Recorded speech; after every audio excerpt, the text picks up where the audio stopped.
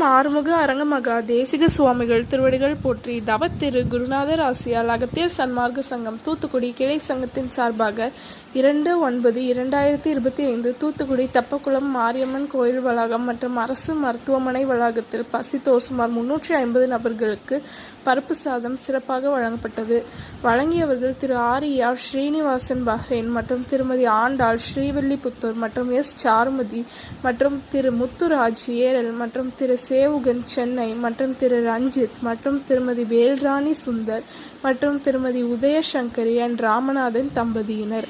அன்னதானத்திற்கு பொருளுதவி செய்தவர்களும் தொண்டு செய்தவர்களும் அவர்கள் குடும்பத்தாரும் எல்லா வளமும் பெற்று சிறப்புடன் வாழ வேண்டுகிறோம்.